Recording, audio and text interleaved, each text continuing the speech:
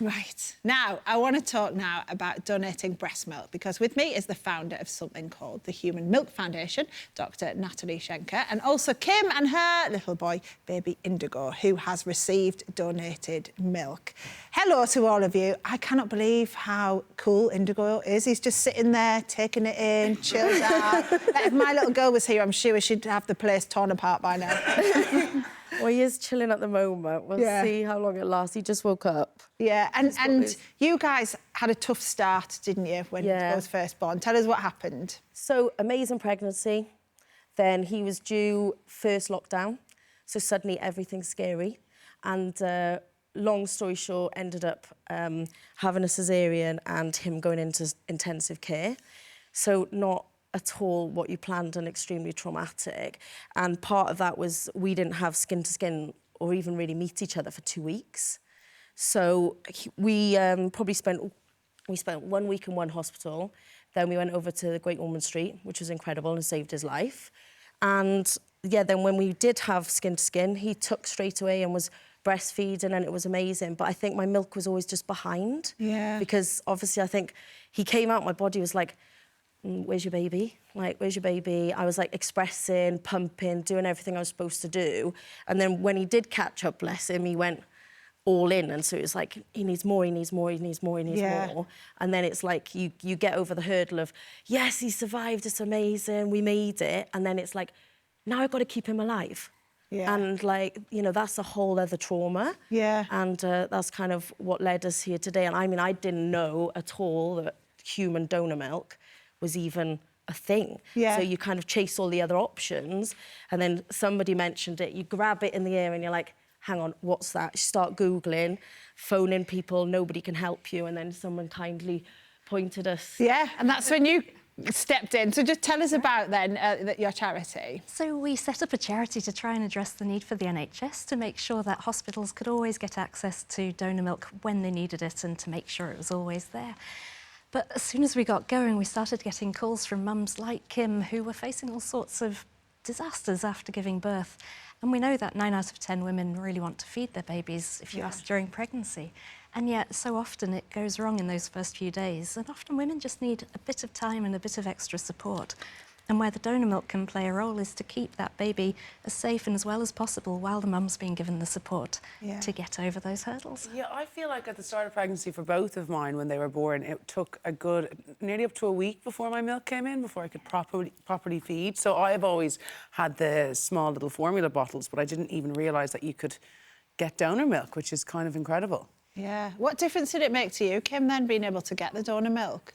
Do you know what? I think, in all honesty, I didn't breathe until I made the phone call to Heart, genuinely. And because you're in lockdown, you're not around your mum, you're not around your sister, you're not around friends that are going, have you tried this, have you tried that? It's very lonely. And when I called Heart, they were like, what did you think of it, Indigo? When I called Hearts, they were like, you know, have you tried this, have you tried that? They were incredibly supportive. And by the next day, they sent, you know, a wonderful guy, turns up all his leathers on his bike and with all this wonderful milk. And just having that milk and knowing that I could top him up after my feeds took all the anxiety away. And I think I started breathing for the first time. And with that, my milk came. My milk's caught up, you know, because it was like happy mum, happy milk. And the experience is, you know, it's really changed us and it's inspired me. You know, I've set up this wonderful breastfeeding platform called Tits Up to just start talking about it, because you don't realise that actually most people struggle with breastfeeding. Yeah. But it's not until you start talking to people that you are even familiar that that's happening. And I think it's really important that we do start talking about it and supporting each other and helping each other. And don't feel alone. Yeah, because it is really stressful, isn't it? It's one of the things that everyone... And I think, though, it's nice to have the option. Obviously, some people choose formula, which is just as good, and but to have the option, if you really want to go down the breastfeeding route, to be able to have that donor milk. But how do you, how does it work? How do you choose somebody to be a donor? Like, obviously, we donate blood, but how does it work with breast milk? So it's a lot like the blood transfusion service, and donating milk is actually more intensive than doing that, because women have got to take real care about how they're expressing and checking the temperature of the freezers, and it can go on for months that mums want to help other mums.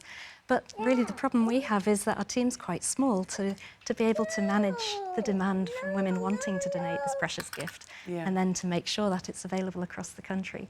And that's really where we're at the moment, is jumping up to that next level, that we've kind of proven the model and now we want to make sure that it's available to every mum. So what type of people are you looking for then to donate? So if there's lots of information online and on our website and also at the UK Association for Milk Banking, but it's women who have an extra supply to what their own babies need. So what we always want to make sure is that the breastfeeding relationship is preserved. But mums want to help other mums, and that's the beautiful thing. Yeah, and it's not just for mums though, is it, as well? It's anyone who has a baby, so it might be two dads who want to give breast milk and things like that. Yeah, so the community programme that we've been running through the charity is really looking at all the different reasons why it might be necessary. And we always place the baby at the heart of that, but it's really about the mental health of the parents, of the mum, and the chance to support a breastfeeding journey along the way. And it's And breast milk lasts, am I right in saying it lasts 6 months in the freezer? So we have 6 months from the time until, But you can have a bit of an excess supply. I know I ended up throwing some out at the end because, like, you have them all labelled, but sometimes there is too much. So it's amazing to think that there is somewhere that it can all go and you can help somebody else who wants to use it. And there's lots of other ways to use breast milk. It can be cooked with, it retains some of the immune protection. And one of the great things that came through in the pandemic is a greater awareness of the antibodies against COVID that were going into breast milk. And that little container that Indigo's got, that's one of the ones that he used, is it? Yeah, so we had the first batch, we had bigger bottles, and, you know, everything comes labelled, and then, you know, you've got codes on there and everything's like really organised, and you put it all in the freezer, and then the team talk you through how it all works, so how he wants to have a feed now, so I'm just going to... but yeah, it goes through kind of like how it works, and you can defrost it quite quickly, so suddenly it makes you mobile. Because before that, you're not mobile. So you're stuck in your house, you're pumping. And, you know, the point isn't that you go onto this so you don't worry about what you're doing. You keep doing what you're doing, but... Yes, so the time was, it's like, come on, crack on with it more. On TV. It's exactly it's quite perfect, getting his food made. I'm like, come on, sandwich. That's the thing, is the babies don't wait. And also not understanding, like, I wish I'd known about it beforehand. Because working it out and scrambling for that information in between feeds when you've got, like, an hour... And you're desperate at that point and you haven't slept and you're anxious. So I think this is so fantastic because so many of my friends I've spoken to are like, I did not know anything about it. And I was like, I didn't either. And if we can all start understanding that's an option, then at least you're more informed going into motherhood. It's about choice, isn't it? And it's about not getting to that level of desperation that some parents have felt because of, you know, everything you're told about breast milk. Well, thank you so much for coming in. We'll let you crack on. And we'll make sure we put all the details on our social media pages as well, so you can find out more about the great charity work they're doing. Now, we love hearing from you on the show. If you want to get in touch, here's how.